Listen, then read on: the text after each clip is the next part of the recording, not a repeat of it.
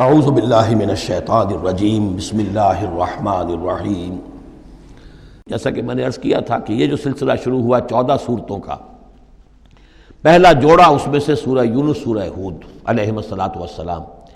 البتہ جو تیسرا اس کے اندر سب گروپ، میں نے کہا تھا تین کے سب گروپ ہیں، یہ تیسری سورت جو ہے سورہ یوسف، یہ بالکل پورے قرآن میں منفرد ہے اپنے مزاج کی۔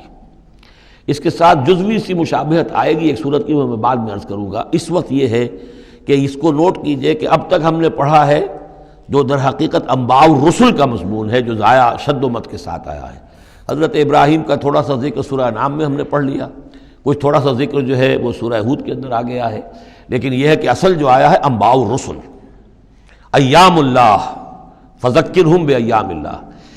یہ قصص النبیین کے اعتبار سے یہ منفرد صورت ہے، پوری صورت ایک نبی کے حالات پر مشتمل۔ قرآن مجید میں اس کی کوئی اور مثال نہیں۔ پھر یہ کہ اس میں وہ رنگ ہے ہی نہیں کہ حضرت یوسف علیہ السلام نے یہ دعویٰ کیا ہو کہ میں رسول ہوں، مجھے مانو، میری اطاعت کرو، اور وہاں کی جو قوم تھی اور بادشاہ جو تھا اس سے کوئی تعاون نہ کیا ہو، کچھ نہیں، وہ انداز ہی نہیں مانو گے تو عذاب آئے گا، کچھ نہیں۔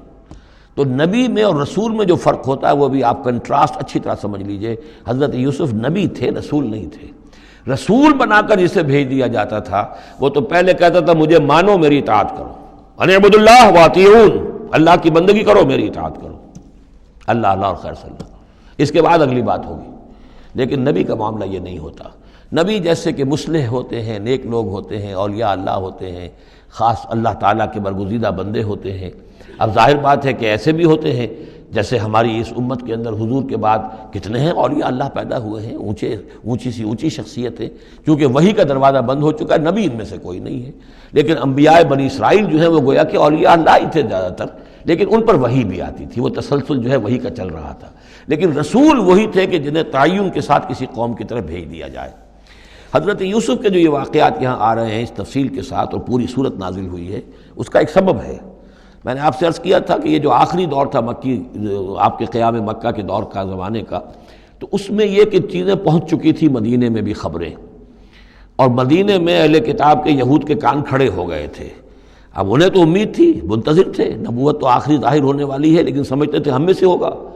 یہاں بات بالکل جو ہے وہ تلپٹ ہو رہی ہے، لہذا وہ اب کچھ نہ کچھ شوشے چھوڑتے رہتے تھے اور انہیں کہتے تھے اپنے پیغامات کے ذریعے سے کہ اچھا تمہارے ہاں سنا کسی نے نبوت کا دعویٰ کیا ہے، اچھا تو اس سے یہ سوال پوچھو کہ یہ ابراہیم تو آباد تھے فلسطین میں، یہ جو یہودی بنی اسرائیل ہے یہ مصر میں کیسے پہنچ گئے، جو وہاں سے پھر حضرت موسیٰ ان کو نکال کر لے کر آئے، لیکن کیسے پہنچے، پہنچنے کا سبب کیا تھا، کیا ماجرا تھا؟ یہ اب تاریخ کا ایک سوال تھا جو انہوں نے کر دیا۔ اس کے جواب میں اللہ تعالیٰ نے یہ صورت نازل فرما دی، اور اس قدر خوبصورت انداز میں نازل کی ہے۔ اور میں آپ کو ایک اور بات بھی بتا دوں کہ میرا قرآن مجید کے ساتھ جو معنوی تعارف ہوا ہے پہلی مرتبہ صحیح معنی میں، وہ اسی سورہ یوسف کے حوالے سے ہے، اور سورہ یوسف کی تفہیم القرآن مولانا مودودی کی۔ 1947 میں میں میٹرک کا امتحان دے چکا تھا، ہمارا رزلٹ بھی آ چکا تھا، لیکن یہ کہ اس کے بعد وہ فسادات کیا قتل عام شروع ہوا مسلمانوں کا مشرقی پنجاب میں۔ میں حصار میں تھا، تو حصار اس شہر کا نام تھا، لیکن ہم اس میں محصور بھی ہو گئے۔ تقریباً 1.5 مہینہ ہم نے مورچے بنا لیے اور اپنی حفاظت کرتے رہے۔ اس دوران میں ظاہر بات ہے کرنے کا کوئی اور کام تھا، وہ تو جو بھی مورچوں پر جن کی ڈیوٹی ہے وہ مورچوں پر کھڑے ہیں، باقی کوئی کام نہیں۔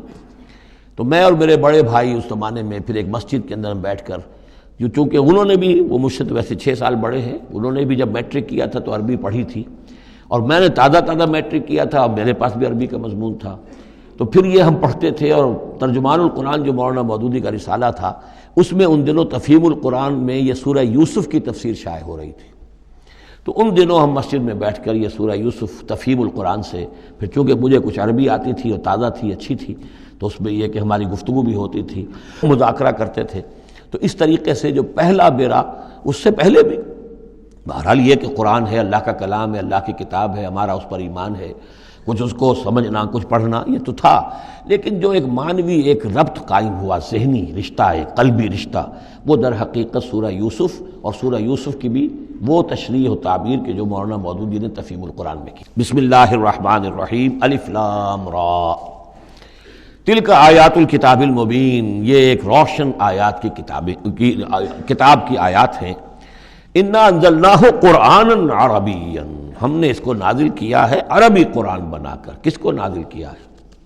وہ جو ام الکتاب میں ہمارے پاس ہے، وہ جو لوح محفوظ میں ہے، اس کو ہم نے اتارا ہے اب محمد پر، تو قرآن عربی بنا کر اتارا ہے۔ لعلکم تعقلون، تاکہ اے عربو، اے عرب کے رہنے والو، اے امیین کہ جن کی طرف اولین بعثت ہمارے رسول کی ہوئی ہے، تم اچھی طرح سمجھ سکو۔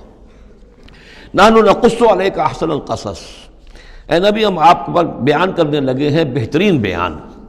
یہ قصص نہیں ہے، قصص ہوتا قاف کے زیر کے ساتھ تو قصے کی جمع ہوتا، کہ بہترین قصہ ہم آپ کو سنا رہے ہیں، نہیں، احسن القصص، قصص جو ہے یہ یہاں پر یہ مصدر ہے، بہترین بیان، ہم آپ کے سامنے بہترین بیان پیش کر رہے ہیں، بما اوحینا الیک ھذا القرآن، اس قرآن کے ساتھ جو ہم نے آپ کی طرف وحی کیا ہے۔ وَإِن كُنتَ مِن قَبْلِهِ لَمِنَ الْغَافِلِينَ، اور یقیناً آپ اس سے پہلے، اس قرآن میں اس قصے کے آنے سے پہلے، قرآن میں اس بیان کی آمد سے پہلے، وحی سے پہلے آپ یقیناً بالکل ناواقف تھے، غافل تھے، آپ کو کچھ معلوم نہیں تھا کہ یہ حضرت یوسف کیسے وہاں پہنچے اور بنی اسرائیل کیسے پہنچ گئے۔ اس قال یوسف لابیہ، حضرت یعقوب علیہ السلام کی ایک تو بڑی بیوی تھی، ان سے 10 بیٹے تھے، بڑے تھے، جوان تھے، پھر ایک چھوٹی بیوی تھی، ان سے یہ 2 بیٹے تھے، یوسف بڑے ان میں سے اور بنیامین چھوٹے، 12 بیٹے تھے ان کے یہ۔ اس قال یوسف لابیہ، یاد کرو جب کہ کہا تھا یوسف نے اپنے والد سے، حضرت یعقوب سے، یا ابت، ابا جان، انی رأیت 11 کوکبا، میں نے دیکھا ہے 11 ستارے، والشمس والقمر، اور سورج اور چاند، رأیتہم لی ساجدین، کہ وہ مجھے سجدہ کر رہے ہیں، میرے سامنے جو ہے سجدے میں ہیں۔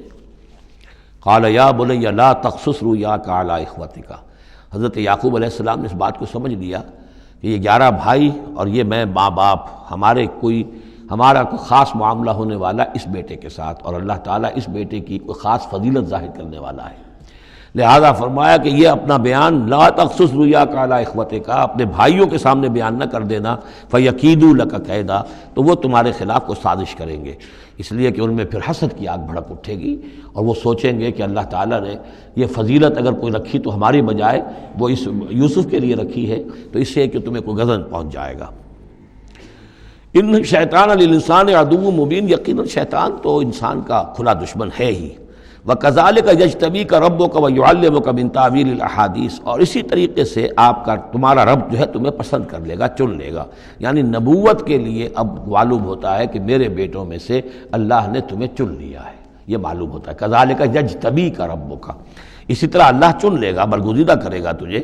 وَيُعَلِّمُكَ مِن تَأْوِيلِ الْأَحَادِيثِ، اور تمہیں سکھائے گا تعویل الاحادیث۔ اس کے 2 معنی ہیں، ایک تو یہ کہ خواب کی تعبیر کرنا، اور یہ کسی بھی بات کی تہ تک پہنچ جانا، کنہ تک پہنچ جانا۔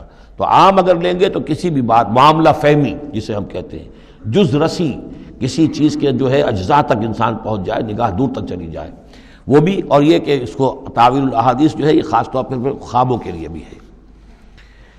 وَيُتِمُّ نِعْمَتَهُ عَلَيْكَ، اور اتمام فرمائے گا اپنی نعمت کا تجھ پر، وعلی آل یعقوب، اور تمام آل یعقوب پر، کما اتمھا علی ابویک، جیسے کہ اس نعمت کا اس نے اتمام فرمایا تیرے آباء و اجداد پر، من قبل پہلے، ابراہیم و اسحاق، ابراہیم اور اسحاق پر، یعنی اسحاق تمہارے دادا اور ابراہیم تمہارے پردادا۔ اپنا نام انہوں نے نہیں لیا، ظاہر بات ہے کہ وہ خود اپنا ذکر کیسے کرتے۔ ان ربک علیم حکیم، یقیناً تیرا رب جو ہے وہ علیم ہے اور حکیم ہے۔ صدق اللہ العظیم۔